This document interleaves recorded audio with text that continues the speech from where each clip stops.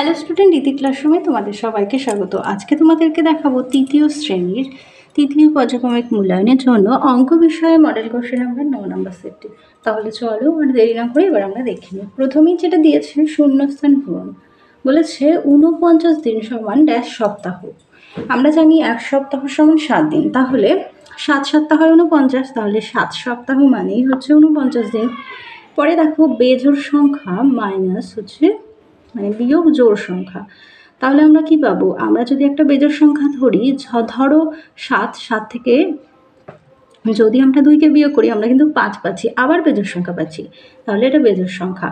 ঘড়িতে মিনিটের কাঁটাটা সারাদিন 24 বার ঘোরে, মানে একবার যদি পাক খায় তাহলে পুরোপুরি 1 ঘন্টা, আর 24 বার মানে 24 দিনে হয় হচ্ছে 24 ঘন্টায় হয় একদিন, তাহলে পুরোপুরি সারাদিন রাত মিলে হচ্ছে 24 বার ঘুরছে। 2017 সালের সেপ্টেম্বর মাসটি 30 দিনের। সেপ্টেম্বর মাস হচ্ছে 30-এ যায়, অক্টোবর আবার 31-এ, নভেম্বর 30-এ, ডিসেম্বর 31-এ। 3টি ক্রমিক সংখ্যার গড় সর্বদা মাঝের সংখ্যাটি। এবার বলেছে সঠিক উত্তরটি বেছে নিয়ে লেখো। কথাকে বলেছে 5 সংখ্যার গড় 5 হলে তাদের সমষ্টি, তাহলে যদি 5টি সংখ্যার গড় 5 হয় তাহলে পরপর 5 যদি লিখি তাহলে যোগ করলে হবে 25। এরপরে দেখো অধিবর্ষের দিন সংখ্যা 366 দিন। সাধারণ বছর 365 দিনে যায়, আর অধিবর্ষে একদিন বেড়ে 366 দিন হয়। গদাকে বলেছে 2,0,3 দ্বারা গঠিত 3 অঙ্কের ক্ষুদ্রতম সংখ্যা হবে 203।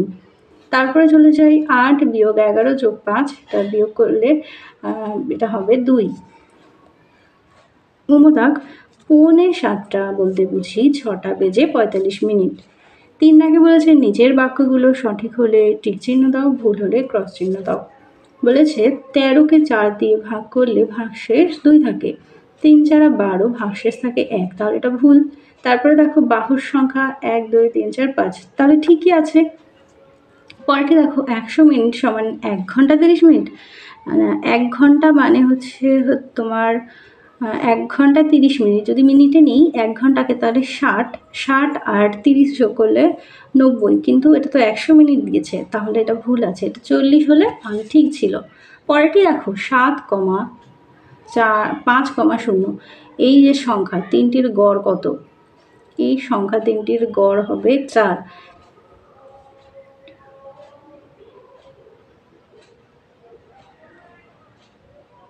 দেখো এই দুটোকে যোগ করলে, শূন্য তো কোনো সংখ্যা না, তো এই দুটো যোগ করলে হবে আমাদের হচ্ছে 12। তো 3টে সংখ্যা বলেছে 3 দিয়ে ভাগ করবো, 3 4 12, তাই গড় হবে 4। পরের অঙ্কটি দেখো, উমাদাকে আছে 343, সংখ্যাটি 3 দ্বারা বিভাজ্য। দেখো এই 3টাকে যোগ করো, 4 5 6 7 8 9 10, এই 10কে কি আমরা 3 দিয়ে ভাগ করতে পারি? তাহলে যায় না, তাহলে এটা ভুল। তারপরে চলে যাই 4 দাগে, সাজিয়ে যোগ অথবা বিয়োগ করো। 7 ঘন্টা 5 মিনিট 25 সেকেন্ড আর 2 ঘন্টা 45 মিনিট 25 সেকেন্ডকে যোগ করতে হবে।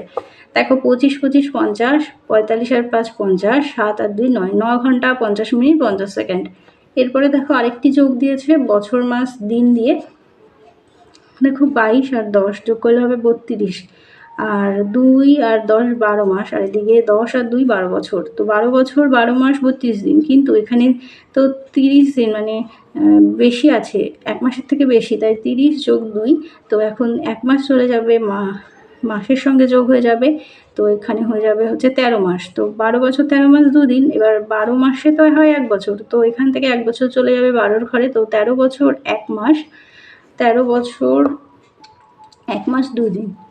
তারপরে দেখো আরেকটি বিয়োগ দিয়েছে 13 ঘন্টা, তারপরে আছে 12 ঘন্টা 12 মিনিট 12 সেকেন্ড। তো 13 ঘন্টা লিখলাম বা ওপরে, আর নিচে 12 ঘন্টা 12 মিনিট 12 সেকেন্ড, ওপরে কিছু নেই, তাহলে 0 মিনিট 0 সেকেন্ড, তো নেই বলে আমাদেরকে ধরে নিতে হবে। তো ধরলে আমাদের ধরে নিলাম 60 সেকেন্ড।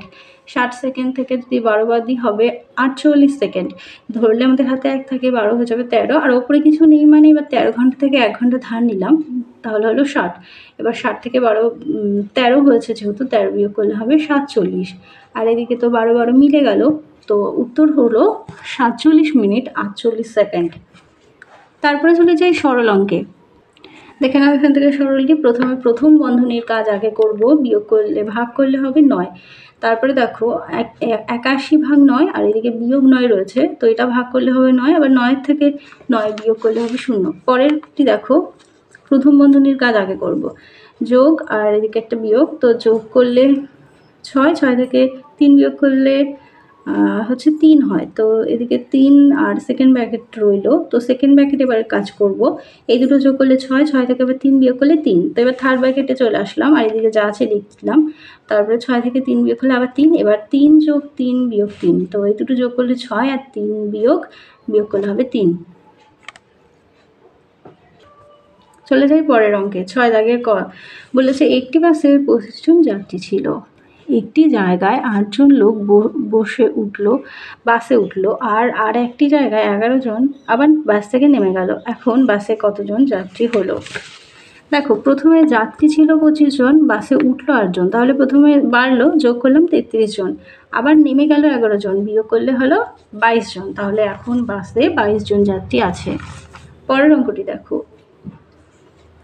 একটি 100 মিটার দৌড় প্রতিযোগিতায় প্রীতম 2 মিনিট 50 সেকেন্ডে সময় দৌড়ে শেষ করে, কিন্তু পরাগ সময় নেয় 3 মিনিট 30 সেকেন্ড। তাহলে পরাগের প্রীতমের চেয়ে কত বেশি সময় লাগে? এখানে উত্তরের এই জায়গাটা একটু ভুল ছিল, এটা এইভাবে এই অঙ্কটার এই উত্তরটাই হবে। দেখো অঙ্কটা, পরাগের সময় লেগেছিল 3 মিনিট 30 সেকেন্ড আর প্রীতমের সময় লেগেছিল 2 মিনিট 50 সেকেন্ড। কার সময় বেশি লাগলো? সেটা হচ্ছে পরাগের লেগেছে, তো কতটা বেশি লেগেছে বিয়োগ করে দেখো। উপরে 60 ধরে নিলাম, 60 সেকেন্ড আর 30 সেকেন্ড, 60 70 90, 90 থেকে 50 গেলে 40, আর এদিকে বিয়োগ করে ধরে নিয়েছিলাম বাদ হলো 1, তাই 2 2 মিলে গেলে 0, তাহলে 40 সেকেন্ড। পরাগের প্রীতমের থেকে 40 সেকেন্ড বেশি সময় লাগে। গদাক টেনিদা ক্যাবলা হাবুল আর পেলা কজন? 1 2 3 4, এই 4 জন 24টি রসগোল্লা নিজেদের মধ্যে সমান ভাগে ভাগ করে নিল। তাহলে প্রথমেই 4 দিয়ে আমরা 24কে ভাগ করে নিলাম, ভাগ করলে এক একজন কতটুকু করে পেলাম সেটা পেয়ে গেলাম। কিন্তু বলেছে ক্যাবলা আবার নিজের ভাগের যে রসগোল্লা মানে যেটা সে পেলো সেই ভাগ থেকে তার ভাইয়ের সঙ্গে সমান ভাগে ভাগ করে নিল। ক্যাবলার ভাই কতগুলো রসগোল্লা পেল? দেখো প্রথমে তো আমরা ভাগ করে নেব, 4 জন যেহেতু 4 দিয়ে ভাগ করলে 6, তার মানে প্রত্যেকে কিন্তু 6টি করে রসগোল্লা পেল। এবার 6টি রসগোল্লার মধ্যে ক্যাবলা তার ভাইয়ের সঙ্গে ভাগ করে নিলে ক্যাবলা পাবে 6 ভাগ 2 মানে 3, তাহলে ক্যাবলার ভাই হচ্ছে এই 3টি, ক্যাবলা যদি 3টি পায় ভাইও 3টি পাবে, তো ক্যাবলার ভাই 3টি রসগোল্লা পেল। চলে যাই ঘ দাগে। গত সপ্তাহে তোমাদের বিদ্যালয়ের 3য় শ্রেণীতে সোমবারে 115 জন, মঙ্গলবার 120 জন, বুধবার 118 জন ও বৃহস্পতিবার 115 জন ছাত্র এসেছিল। এই 4 দিনে তোমাদের বিদ্যালয়ে 3য় শ্রেণীতে গড়ে কতজন ছাত্রছাত্রী এসেছে? তাহলে সব যে সোম মঙ্গল বুধ বৃহস্পতি যা এসেছিল সব মোট করব, মানে যোগ করলে আমাদের হবে 468 জন, 468 জন।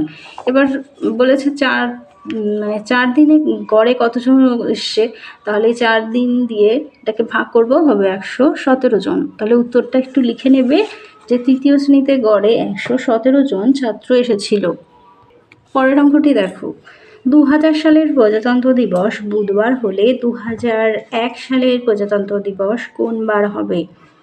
দেখো 2000 প্রজাতন্ত্র দিবস হচ্ছে 26শে জানুয়ারি, তো আমাদের ফেব্রুয়ারি মাসটা তো পড়ছে, তো এবার 2000 সালটা কি লিপ ইয়ার বছর, 4 দিয়ে ভাগ করলে মিলে যায়।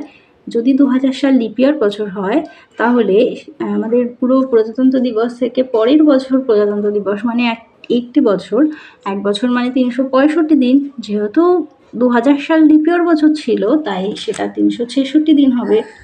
এবার এক সপ্তাহ হয় 7 দিনে, 7 দিয়ে ভাগ করো, 5 7 35, 16, 7 2 14, বিয়োগ করলে 2, তাহলে অতিরিক্ত 2, বুধবারের পরে 2 দিন গেল, বৃহস্পতি শুক্র।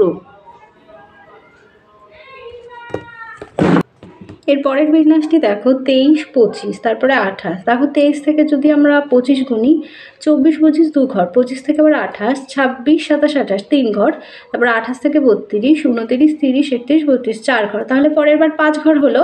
দেখো 32 থেকে 37, 33, 34, 35, 36, 37। এবার 6 ঘরে গুনে দেখো 38, 39, 40, 41, 42, 43। যদি এটা 43 হয় তাহলে এবার তোমরা 7 ঘর গোনো, 44, 45, 46, 47, 47, 49, 50।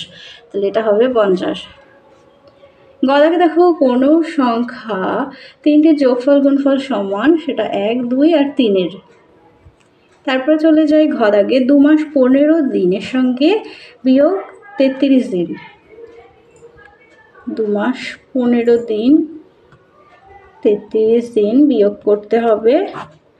দেখো এখান থেকে 1 মাস ধার নিলে 30 দিন, 30 আর 15 45। এবার 45 থেকে এখানে 33 বিয়োগ করে দেখো 2 আর এটা থেকে 1 12। তাহলে এটা হলো 12 দিন। আর এখান থেকে যেহেতু 1 মাস ধার নেওয়া আছে তাই এটা 1, তো এখানে হয়ে যাবে 1 মাস 12 দিন। এটা দেখো এখানে যে জিজ্ঞাসা চিহ্ন আছে এটা বের করতে হবে। প্রত্যেকটা দেখো বর্গ, 1-এর বর্গ কত? 1-এর বর্গ হচ্ছে 1, 2-এর বর্গ 4, 3-এর বর্গ 9, 4-এর বর্গ 16, 5-এর বর্গ 25, 6-এর বর্গ 6 6 36, 7-এর বর্গ 7 7 49, সেটা 8-এর বর্গ 8 8 64। তাহলে চলো তোমাদের 9 নাম্বার পর্যন্ত মডেল সেটটি সমাধান করে দিলাম। ভিডিওটা ভালো লাগলে অবশ্যই লাইক করো। দেখা হচ্ছে পরবর্তী আরেকটি ভিডিও নিয়ে।